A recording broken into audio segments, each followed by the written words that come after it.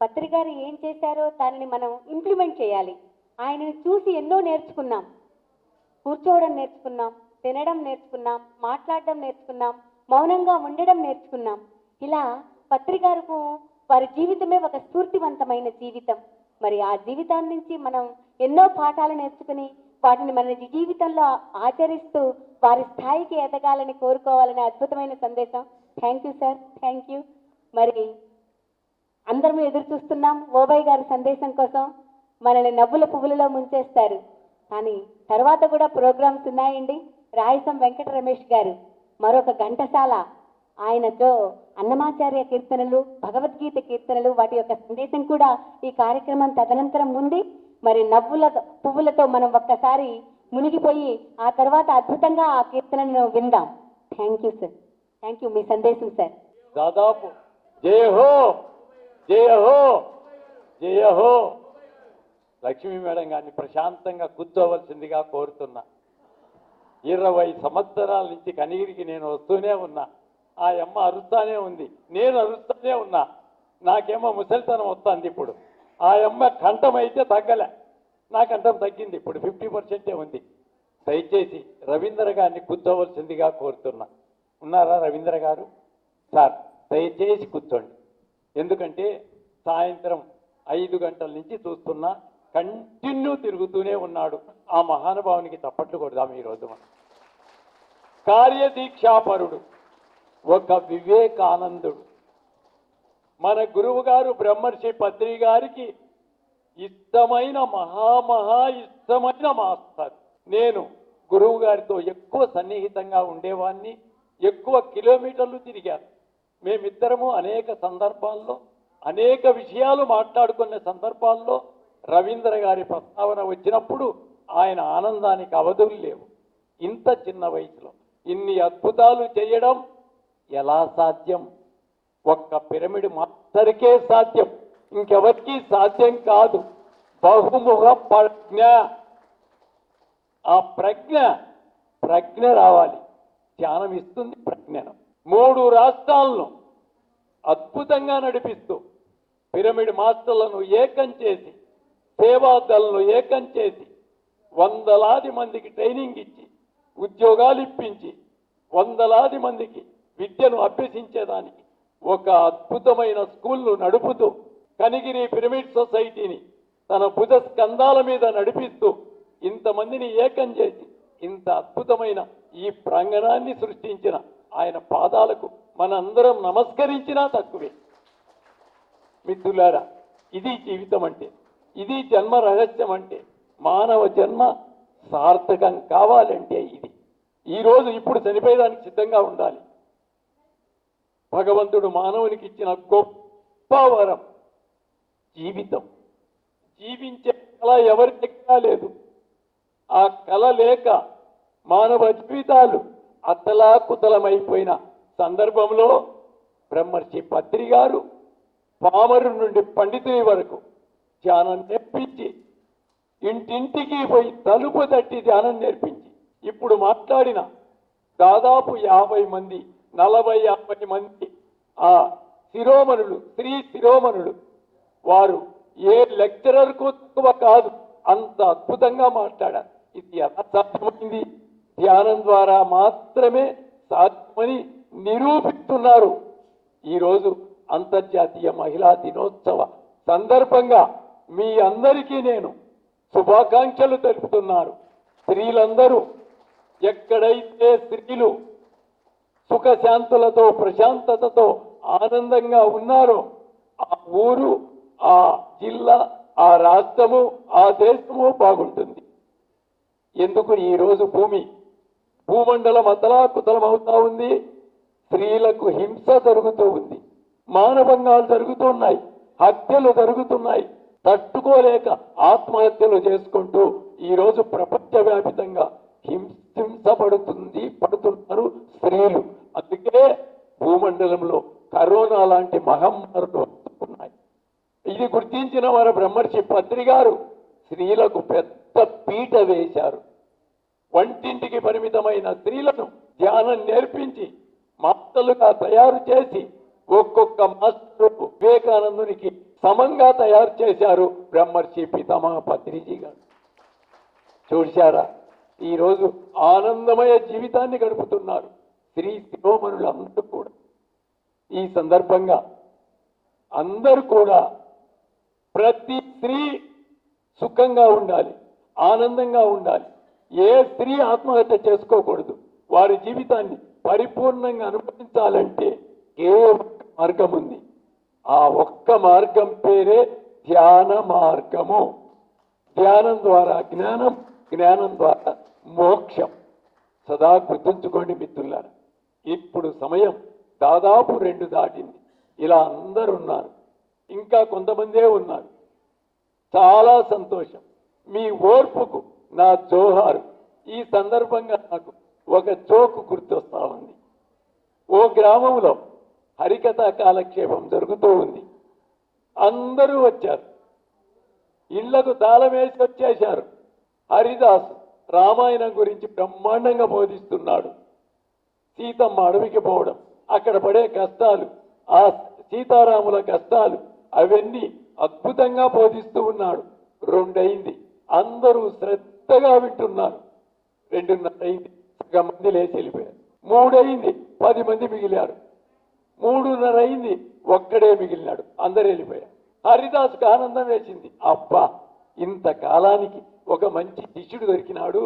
వాళ్ళు నాయనా నువ్వు ఏమిన్నావో చెప్పురా అని పోయి కౌగిలించుకొని నువ్వు ఏమిన్నావో చెప్పురా అంటే, నువ్వు కూర్చోండే సాప నాది స్వామి అన్నాడు. నవ్వండి, గట్టిగా నవ్వండి. నవ్వేవాడు భోగి, నవ్వించేవాడు యోగి, నవ్వనివాడు రోగి. ఎవరు నవ్వరో వాళ్ళు రోగులే. పిరమిడ్ మాస్టర్లు నవ్వడం నేర్చుకున్నారు, ఆనందంగా జీవించడం నేర్చుకున్నారు. నాకు ఇచ్చిన ఒక అమ్మ దాదాపు నెలలో 20 రోజులు ఏడుస్తుంటది. ఎప్పుడు భర్త తాగొచ్చి కొట్టినప్పుడు 20 రోజులు తాగుతాడు వాడు. వాడు కొట్టి బయటికి పోతానే ధ్యానంలో కూర్చొని లేచి డ్యాన్స్ చేస్తుంది, ఐస్ క్రీమ్ తింటుంది, హ్యాపీగా ఆనందంగా గడుపుతుంది. వాడు ఇంత కిరాతంగా ప్రవర్తిస్తుంటే నువ్వు ఎందుకమ్మా ఇంత ఆనందంగా ఉన్నావంటే, వాని బతుకంతే. నేనెందుకు ఏడ్చాలో అనుకోసం. నా జీవితం అద్భుతంగా ఉంది, పత్రిగారి ధ్యానాన్ని నేర్చుకున్నా, ఆనందంగా జీవిస్తున్నా అంటుంది ఆ తల్లి. అందరూ ఆనందంగా జీవించాలి. ఏ భర్త హింసించి ఎట్టి పరిస్థితుల్లో ఏడవకూడదు, అద్భుతంగా జీవించేది నేర్చుకోవాలి. ఏ భార్య గయ్యాలి అయినా కూడా భర్త బాధపడకూడదు, ఈమె బతికింతే అని ఆనందంగా జీవించాలి. సోక్రటీస్, మీ అందరికీ తెలిసిన సోక్రటీస్ ఒక మహాతత్వవేత్త, గొప్ప శాస్త్రవేత్త, ప్రపంచ ప్రఖ్యాతిగాంచిన తత్వవేత్త. కొన్ని వేల మంది శిష్యులు ఉన్నారు. రోజు శిష్యులు తీసుకొని ఇంటికి వస్తాడు. ఇంటి బయట అరుగుంటుంది, పెద్ద చెట్టు, ఆ చెట్టు కింద కూర్చుంటారు. ఇక బోధనలు చేస్తుంటాడు, వాళ్ళందరూ ఇంటుంటారు. ఇది తట్టుకోలేక వాళ్ళ భార్య భయంకరమైన గయ్యాలి ఒకరోజు శిష్యులతో కలిసి చెట్టు కింద కూర్చొని బోధ చేస్తూ ఉన్నాడు. ఇంట్లో నుంచి కోపంతో మధ్యాహ్నం 2 గంటల సమయం పెద్ద కుండ నిండా నీళ్లు తెచ్చి ఆయన తల మీద పోసేసింది. రుసరుసలాడుతూ సోక్రటీస్ భార్య గయ్యాలి చిరునవ్వుతో స్వీకరించి సోక్రటీస్ అంటున్నాడు, నా భార్యకు నా మీద ఎంత ప్రేమనో, ఎండకు తిరిగి తిరిగి వస్తే నీళ్లు పోసింది, ఆహా చప్పట్లు కొట్టండి అని అందరితో చప్పట్లు కొట్టించినాడు. అలా జీవించాలి జీవితం అంటే. అది ఎవరికి సాధ్యం? ఒక్క జ్ఞానికే సాధ్యం, ఒక్క పిరమిడ్ మాస్టర్కే సాధ్యం, ఒక్క పిరమిడ్ స్త్రీలకు మాత్రమే సాధ్యం.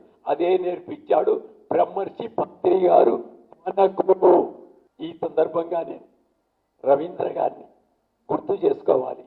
ఎందుకంటే ఆయన చేసిన సహాయం నాకు మహోన్నతమైన సహాయం. నా 2వ అమ్మాయి బీటెక్ పూర్తి చేసి ఇంట్లో ఖాళీగా ఉంది. 1 నెల గడిచింది. కనిగిరి నుంచి ఫోన్ వచ్చింది, సార్ క్లాసుకు రండి అని. వస్తాను రవీంద్ర సార్ అని వచ్చేశాను. క్లాస్ అయిపోయింది, పిల్లల గురించి చెప్పండి సార్ అని అడిగాడు. 2వ అమ్మాయి బీటెక్ చదివి ఖాళీగా ఉంది సార్ అన్నాను. సార్ వెంటనే బెంగళూరు పంపించు అన్నాడు. వెంటనే బెంగళూరు పంపించేసిన. 5 నెలలో 6 నెలలో ట్రైనింగ్ ఇచ్చాడు, 7వ నెలలో ఉద్యోగంలో చేర్పించాడు. అప్పటికి నేను ప్రత్రి గారి ఆదేశం మేరకు ఉద్యోగం వదిలేసి ధ్యాన ప్రచారంలో తిరుగుతున్న రాత్రింబగుల్లో 40,000 రూపాయల ఉద్యోగం పత్రి గారు పిలిచి ఇంకా చాలు అవసరం లేదు వచ్చేయి అన్నాడు. 3 అమ్మాయిలు చదువుతున్న సమయంలో, బాడుగ ఇంట్లో ఉన్న సమయంలో, ఆ సమయంలో ఆ అమ్మాయిని ఉద్యోగంలో చేర్పిస్తే నాకు చేసిన సహాయం అంతా ఇంత కాదు. నా 3వ అమ్మాయి చదువుకు, నా కుటుంబ అవసరాలకు పూర్తిగా ఆ డబ్బు పనికొచ్చింది. ఆ తర్వాత మళ్ళీ 6 నెలల తర్వాత ఆ అమ్మాయికి ఒక పెద్ద ఉద్యోగం వచ్చేసింది, వెళ్ళిపోయింది. సమయానికి సహాయం చేసిన మాస్టర్లను మనం సదా సదా గుర్తుంచుకోవాలి. దివ్యాత్మ స్వరూపుల్లారా, సదా ఈ సత్యాన్ని గుర్తించండి. 2వ అమ్మాయి, ఇప్పుడు రవీంద్ర గారు ట్రైనింగ్ ఇచ్చిన అమ్మాయి బీటెక్ చదువుతానని నన్ను అడిగితే, అమ్మా డిగ్రీ చేయమ్మా, బీటెక్ డబ్బు ఖర్చు అవుతుంది, హైదరాబాద్ పోవాలి, బెంగళూరు పోవాలి అని చెబితే నాకు తెలియకుండా పోయి బీటెక్లో చేరేసింది. చెప్పను కూడా చెప్పలేదు. ఎలాగో పోయింది, ఫీజు కట్టింది, చేరింది. ఫస్ట్ ఇయర్ పూర్తి అవుతా ఉంది. ఫోన్ చేసింది, నాన్న అందరికీ ఇచ్చారు నాకు ఇవ్వలేదు అని. ఏమ్మా అంటే, నువ్వు ఫీజు కడితే కదా ఇచ్చేది. సార్ నుంచి ఫోను, 1 గంటలో ఫోను. ఏం చేస్తున్నారు సార్ అంటే, అమ్మాయి బెంగళూరు ఫోన్ చేసింది, హైదరాబాద్ నుంచి ఆ టికెట్ అందరికీ ఇచ్చారు, అమ్మాయికి ఇవ్వలేదంట. ఏమి అంటే ఫీజు కట్టలేదంటే, వెంటనే సారు డైరెక్ట్ ఆమె అకౌంట్కు పంపించాడు ఈ మహానుభావుడు సారు. 4 సంవత్సరాలు ఆ అమ్మాయిని బీటెక్ చదివించిన మహానుభావుడు, ఉద్యోగం ఇప్పించిన మహానుభావుడు. ఇంతమంది మహానుభావులు ఉంటే నాకేమీ లోటు. మిత్రులారా, ఇలా ధర్మో రక్షితి రక్షిత, ధర్మాన్ని నువ్వు కాపాడు, నీ చేత కాపాడబడిన ధర్మం నిన్ను కాపాడుతుందని సదా గుర్తుంచుకోండి. బ్రహ్మర్షి పత్రి గారు నన్ను పిలిచి, ఒరేయ్ ఉద్యోగానికి రాజీనామా చేయరా అన్నాడు. ఆ కళ్ళలేక చూస్తూ అలాగే ఉన్నాను, ఏమీ మాట్లాడలేదు. మళ్ళీ 1 నెల గడిచింది. మళ్ళీ వచ్చాడు గడపకు. రిజైన్ చేసావా అని అడిగాడు. ఆయన కళ్ళలేకే చూస్తున్నా, ఏం ఆలోచన చేస్తున్నా, అమ్మాయిలు చదువుతున్నారు, బాడికి ఇది ఎలా సాధ్యం? అన్నీ సాధ్యమే, అన్నీ జరుగుతాయి, నాతో వచ్చేసేయ్. ఒక్క సద్గురువు సందేశం, సద్గురువు మాట ఫలించి 2 అమ్మాయిలకు వైభవంగా చదువులు పూర్తయ్యాయి, ఉద్యోగాలు వచ్చాయి. ఈరోజు ఆనందమయ జీవితాన్ని గడుపుతున్నారు వారు. ఒక్క సద్గురువు యొక్క సందేశం, సద్గురువు యొక్క వాక్కు, సద్గురువుతో కలిసి ప్రయాణం చేయడం. ఆయన విశ్వరూపాన్ని తోసిన ఏ కొద్ది మందిలోనో నేను ఒకణ్ణి. మిత్రులారా, 25 సంవత్సరాల క్రితం తిరుమల కొండలో ట్రెక్కింగ్లో ఉన్నాం అందరం, 500 మందిమి. ఆ అడవిలో ఉన్నాం. అక్కడి నుంచి లేచి ప్రయాణం అయ్యాడు. రాత్రి 2 గంటల సమయం. ఆయనతో నేను ఫాలో అయ్యాను. అడవిలోకి, భయంకరమైన అడవిలోకి వెళ్తున్నాడు. నేను వెనకనే వెళ్తున్నాను. ఒక కాలవ పారుతా ఉంది, అక్కడ కూర్చున్నాడు. నేను ఇలా కూర్చున్నాను, ఆయన పక్కన ఇలా కూర్చున్నా. ఆయన తల పైన పెట్టాడు, ఆకాశం వైపు చూస్తున్నాడు. ఆ రోజు పౌర్ణమి, కానీ చంద్రుడు లేడు, మేఘావృతమై ఉంది, తుంపరబడుతూ ఉంది. అప్పుడు నన్ను అడిగాడు, చంద్రుని చూస్తావా అని. ఎలా సాధ్యం సార్ ఇది? వర్షం పడుతూ ఉంది, మేఘావృతమై ఉంది, తుఫానం తెలిసింది, ఇప్పుడు ఎలా సాధ్యం? ఇప్పుడు చూడు నువ్వు అని చంద్రుడిని పిలిచాడు. మేఘాలన్నీ వెళ్ళిపోయాయి. దేదీప్యమానమైన ఆ చంద్రుడు బయటకు వచ్చాడు. మూన్, పౌర్ణమి మూన్ బయటకు వచ్చాడు. భయంకరంగా కేక వేశాడు, చూడు చూడు చూడు అని. ఆ మహానుభావునికి చప్పట్లు కొట్టాడు. ఈ మహా సన్నివేశం చూసే అదృష్టం నాకు కలిగింది. ఆ రోజు చెప్పాడు, పిరమిడ్ సొసైటీ భవిష్యత్ గురించి, పిరమిడ్లు ఎలా వస్తాయి, శాఖా ర్యాలీలు ఎలా వస్తాయి, ఇలాంటి మాస్టర్లు ఎలా తయారవుతారు, ఎలా జీవరాశులను రక్షిస్తాం, ఎలా పిరమిడ్లు కట్టిస్తాం, ఎలా ధ్యాన కేంద్రాలు వస్తాయని ఆయన చెప్పినవన్నీ ఆ రోజు నేను నమ్మలేదు. ఇది ఎలా సాధ్యం? కానీ అన్నీ సాధ్యమయ్యాయి. ఒక సద్గురువు యొక్క వాక్కు, ఒక సద్గురువు యొక్క కృషి ఫలించి ఈరోజు భూమండలంలో భారతదేశంలో 25 దేశాలలో పిరమిడ్ సొసైటీ వెళ్ళి విరుస్తా ఉంది. కోట్ల మంది ధ్యానం చేస్తున్నారు, కోట్ల మంది శాకాహారులుగా మారారు, కోట్ల జీవరాశులు రక్షించబడ్డాయి ఒక్క మహానుభావుని వాక్కుతో, ఒక్క మహానుభావుని కృషితో. మనకంటే అదృష్టవంతులు ఈ ప్రపంచంలో ఇంకెవ్వరూ లేరు. ఎందుకంటే ఒక సద్గురువు దగ్గర మనం విద్య నేర్చుకున్నాం, ధ్యానం నేర్చుకున్నాం, ఒక సద్గురువు నుంచి జ్ఞానాన్ని పొందాం. ఆయన చెప్పిన సాధన చేసి జ్ఞానులుగా మారి, మాస్టర్లుగా మారి మన జన్మలు సార్థకమయ్యాయి. ఈరోజు ఏ కష్టం వచ్చినా ఎదుర్కొండే శక్తి పిరమిడ్ మాస్టర్లకు వచ్చింది. ఎన్ని కష్టాలు ఎదురైనా, ఎన్ని బాధలు ఎదురైనా సంతోషంగా స్వీకరించి జన్మను సార్థకం చేసుకుంటున్న మానవులు, మాస్టర్లు ఎవరైనా ఉన్నారంటే వారు పిరమిడ్ మాస్టర్లే. ఇంకెవరికి లేదు ఈ శక్తి. సమాజం అంతా ఏడుస్తూ ఉంది. సదా గుర్తుంచుకొని మిత్రులారా, ఏదైనా ఒక మహత్తర కార్యం మీరు చెయ్యాలి, ఒక మహత్తరమైన చెయ్యాలి అంటే ఆ సాధన పేరు శ్వాస మీద ధ్యాస. ఇంతకు మించింది ప్రపంచంలో ఒకటి లేదు. ఏదైనా ఒక మహోన్నతమైన ఇంకొక ప్రయత్నం ఉంది అంటే ధ్యాన ప్రచారం చెయ్యడం, శాకాహారులుగా మార్చడము. సమాజానికి ఏదో ఒకటి చెయ్యాలి. పురుగుల్లా జీవించి చావకూడదు, మోడుబారిన చెట్టు మాదిరిగా ఉండకూడదు, బండరాయి మాదిరిగా ఉండకూడదు. నీ దాఖలాలు ఏమైనా ఉంచిపోవాలి ఈ భూమి మీద. అప్పుడే ఈ జీవితానికి అర్థం, పరమార్థం. సదా గుర్తుంచుకొని మిత్రులారా, ఈరోజు ఏం పండుగ? మహాశివరాత్రి, శివుని రాత్రి. ప్రమదగణాలన్నీ ఏకమైన రాత్రి, శివలింగ ఉద్భవించిన రాత్రి. ఎంత గొప్ప రాత్రో! ధ్యానులకు, జ్ఞానులకు, పిరమిడ్ మాస్టర్లకు అద్భుతమైన పండగ ఏదైనా ఉంది అంటే దాని పేరు మహాశివరాత్రి. ఆ శివరాత్రికి చప్పట్లు. ప్రతి సంవత్సరం ఇంత అద్భుతమైన పండుగ 2 రోజులు మనం అందరం కలిసి చేసుకుండే మహాభాగ్యాన్ని కల్పించారు మన రవీంద్ర సార్. శివరాత్రి అంటే శివుడు, శివుడు అంటే శివరాత్రి, పరమ శివుడు అంటే ధ్యానం. ఏమీ చేయలేదు ఆయన. ఎప్పుడు ధ్యానంలోనే ఉన్నాడు, కళ్ళు మూసుకునే ఉన్నాడు, ధ్యానం చేస్తూనే ఉన్నాడు. చెయ్యంగా పక్కనే పార్వతి వచ్చి చేరింది. శివ పార్వతులయ్యారు. చూసారా? అర్ధ నారీశ్వరుడయ్యాడు ఆ పరమశివుడు. చెయ్యంగా ఆకాశగంగ వచ్చేసింది.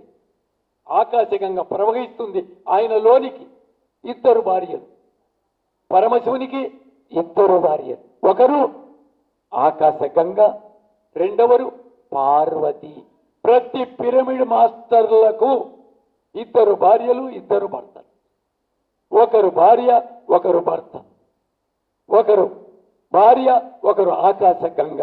ప్రతి పిరమిడ్ మాస్టరు ఆకాశగంగను శివుని మాదిరిగా ధ్యానం చేసి తీసుకోవడమే ఈ మహాశివరాత్రి యొక్క లక్ష్యం. గుర్తుంచుకోండి, ఇంతే. ఈ శివరాత్రికి అర్థం ఇంతే. ఆకాశగంగను తీసుకోవాలి. ధ్యానం చేసి శివునికి, పరమశివునికి ప్రమోషన్ వచ్చేసింది కొంతకాలానికి. ఏ ప్రమోషన్ అది? బ్రహ్మదేవుడిగా ప్రమోషన్ వచ్చేసింది. చూశారా? ధ్యానం చెయ్యంగా మనకు ప్రమోషన్ వచ్చింది. ఏం ప్రమోషన్? మాస్టర్గా, పిరమిడ్ మాస్టర్గా ప్రమోషన్ వచ్చేసింది. బ్రహ్మదేవునిగా శివునికి ప్రమోషన్ వచ్చేసింది. బ్రహ్మదేవుడయ్యాడు. బ్రహ్మదేవుడు అంటే సృష్టించేవాడు, సృష్టికర్త అయ్యాడు. ఏమి సృష్టిస్తున్నాడు? ఈ సృష్టిని సృష్టిస్తున్నాడు, మానవులను సృష్టిస్తున్నాడు, జీవరాశులను సృష్టిస్తున్నాడు, ఆకాశాన్ని, భూమిని, సముద్రాలను, పంట పొలాలను, జీవరాశులను అన్నిటినీ సృష్టించే బ్రహ్మగా ప్రమోషన్ పొందాడు. పక్కన ఎవరు వచ్చి చేరింది? సరస్వతీ మాత వచ్చి చేరింది. సరస్వతీ మాత చదువుల తల్లి. ఏం చదువుల తల్లి? జ్ఞానం అనే చదువు, ఆత్మజ్ఞానం అనే చదువు, అన్ని విద్యల చదువులు, అన్ని అద్భుతమైన మహా చదువు మన సొంతమైపోయి, చదువు రాని, స్కూలుకు పోని, కాలేజీకి పోని ఒక పల్లెటూరి తల్లు, ఒక పల్లెటూరి మొరటి వాళ్ళు, ఒక పల్లెటూరి పిల్లలు ధ్యానం చేసి జ్ఞానాన్ని పొంది పెద్ద పెద్ద టీచర్లకు, లెక్చరర్లకు పాఠాలు నేర్పిస్తున్నాం. ధ్యానం పాఠాలు. ఇది ఎలా సాధ్యమైంది? ధ్యానం చేస్తే బ్రహ్మదేవుడిగా రూపాంతరం చెందడం. చూశారా? వెంటనే సరస్వతి మాత, సరస్వతి నిలయమైపోయావు. స్త్రీలైనా పురుషులైనా శివునికి ప్రమోషన్ రావడం అంటే చదువుల తల్లిగా రూపాంతరం చెందడం. చదువుల తల్లి అయిపోయారు. బ్రహ్మదేవుడు ధ్యానం చేసి చేసి చేసి మళ్ళీ ప్రమోషన్ వచ్చింది బ్రహ్మదేవునికి. ఏమయ్యాడు? శ్రీ మహావిష్ణువుగా రూపాంతరం చెందాడు. శ్రీ మహావిష్ణువు ఎలా ఉన్నాడు? ఆదిశేషు పడగ నీడలో తల కింద చెయ్యి పెట్టుకొని, కాలి మీద కాలేసుకొని అద్భుతంగా ఆనంద స్థితిలో, బ్రహ్మానంద స్థితిలో ఉన్నాడు ఆ శ్రీ మహావిష్ణువు. చూశారా? సృష్టి, స్తుతి, స్థితి, లయకారకుడైన శివుని నుంచి బ్రహ్మదేవుడి నుంచి శ్రీ మహావిష్ణువుగా రూపాంతరం చెందారు పిరమిడ్ మాస్టర్లు. పిరమిడ్ మాస్టర్లకు చప్పట్లు కొట్టారు. శ్రీ మహావిష్ణువు అయిన తర్వాత ఎవరొచ్చారు పక్కన? లక్ష్మీదేవి వచ్చేసింది. చూసారా? పార్వతి వచ్చింది, సరస్వతి వచ్చింది, లక్ష్మీదేవి వచ్చింది. లక్ష్మీదేవి అంటే ఏమి లక్ష్మి? ఆనందలక్ష్మి, జ్ఞానలక్ష్మి. చూసారా? అన్ని లక్ష్మిలు, సమస్త లక్ష్ములు మీ సొంతమయ్యాయి. లక్ష్మీదేవిగా రూపాంతరం చెంది నీ ఇల్లు లక్ష్మీ నిలయమైపోయింది. జ్ఞానలక్ష్మి, ధ్యానలక్ష్మి, ఆనందలక్ష్మి, వైభోగం లక్ష్మి, ఎన్ని రకాల లక్ష్మిలు ఉన్నాయో అన్ని రకాల లక్ష్ములు పొందడం కోసమే మనం చేసిన ఈ ధ్యానము, మనం పొందిన ఈ ప్రమోషన్లు. మన చిట్ట చివరి ఆఖరి దశ ఏంది? లక్ష్మిగా రూపాంతరం. సంతోషం అనే లక్ష్మి, జ్ఞానం అనే లక్ష్మి, జన్మరాహిత్యం అనే లక్ష్మి, స్వర్గం అనే లక్ష్మి. ఇన్ని లక్ష్ములు మన సొంతమై మన జన్మను ఆఖరి జన్మ చేసుకొని పిరమిడ్ మాస్టర్లందరూ అద్భుతంగా జీవిస్తూ ఉన్నారు. మాస్టర్లందరికీ చప్పట్లు.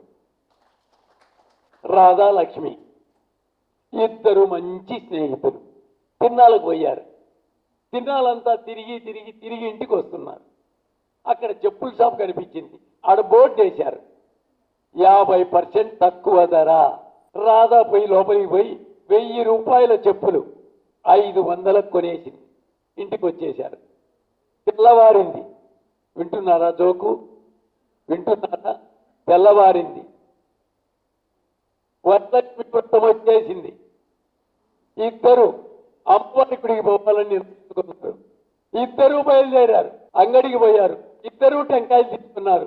రాధాకి టెంకాయ దొరికింది, లక్ష్మికేమో చిన్న టెంకాయ దొరికింది. నిన్న కొన్న 500 రూపాయల చెప్పులు వేసుకొని ఇద్దరు గుడికి వెళ్ళారు. బయట చెప్పులు వదిలింది. లోపలికి పోతున్నారు ఇద్దరు. చెప్పులు గుర్తొచ్చి నిన్ననే కొన్నా, ఉంటాయో పోతాయో, ఉంటాయో పోతాయో. వెనక్కి తిరగడం చూడ్డం, వెనక్కి తిరగడం చూడ్డం. అక్కడికి వెళ్ళిపోయారు. స్వామికి వచ్చేసాడు పూజారి, పల్లెం పట్టాడు. ఇద్దరు టెంకాయలు పెట్టారు. రాధాకి ఇప్పుడు అనుమానం వచ్చింది. లక్ష్మీదేమో చిన్న టెంకాయ, నాదేమో పెద్ద టెంకాయ. నా చిప్ప నాకు వస్తుందో రాదు. మళ్ళా చెప్పులు గుర్తొచ్చినాయి. మళ్ళా చెప్పులు చూస్తే చెప్పులు ఉన్నాయి. మళ్ళా చెప్పులు చిప్పలు గుర్తొచ్చా. చిన్న చిప్పనో పెద్ద చిప్పనో, ఏ చిప్పు వస్తుందో నాకు. చెప్పులు చిప్పలు తిప్పలు. మానవ జీవితం అంతా చిప్పలే సరిపోయి, తిప్పలే సరిపోయి. ఇంకెప్పుడమ్మా మనం పూజ చేసేది?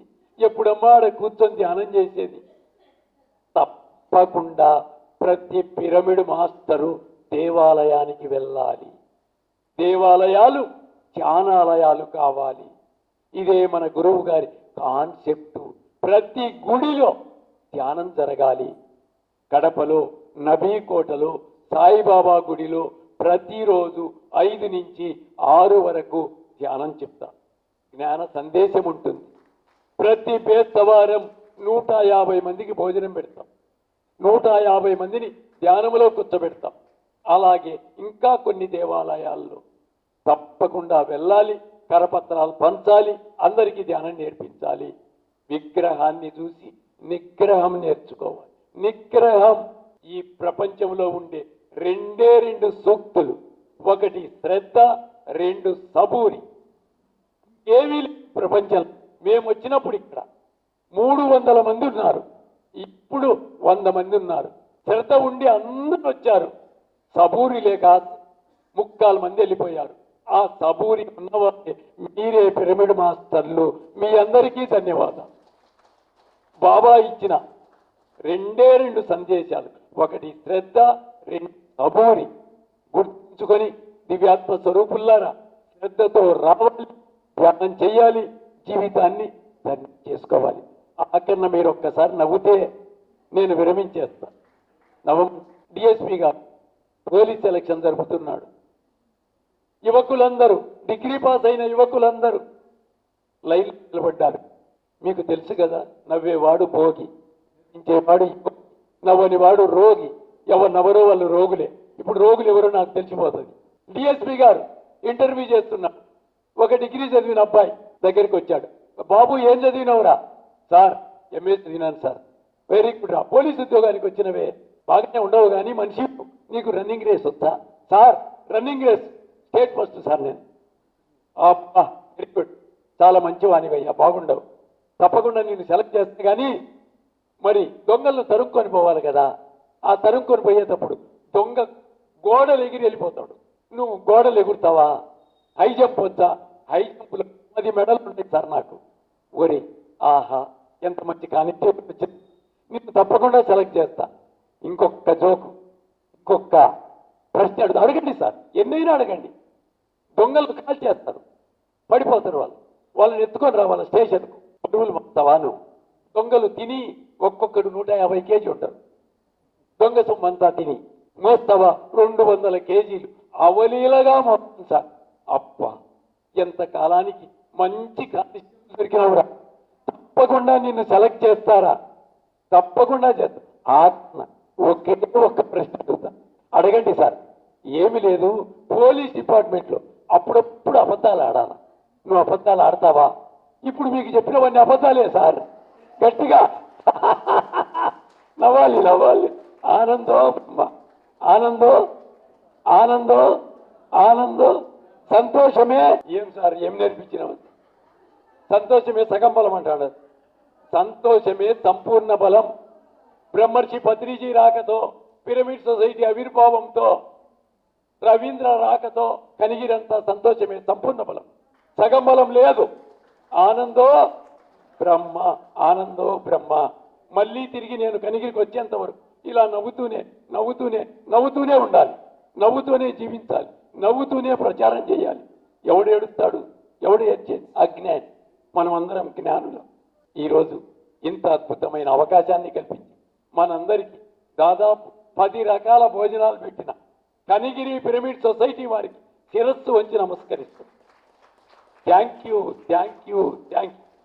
Thank you sir, thank you. నిజంగానే భూమి ఒక అద్భుతమైనటువంటి తరంగాలలోకి వెళ్ళిపోతూ ఉందండి. ఫోటాన్ బ్యాండ్లోకి వెళ్ళిపోతుంది. ఎందుకంటే భూమి మీదకి శక్తి తరంగాలు అంత అద్భుతంగా ప్రవహిస్తున్నాయి మన నవ్వుల తరంగాలతో. మరి ఇంత ఆనందంగా ఉన్నప్పుడు ఆ భూమి మారిపోతుందండి. మనం ఈ భూమిని దివిగా మార్చుకునే దానికే ఈ ఛానలు ప్రతి ఒక్కరి జీవితంలోనూ పిఎస్ఎస్ఎం మూమెంట్ ఎంతో ప్రభావితం చూపిస్తుంది.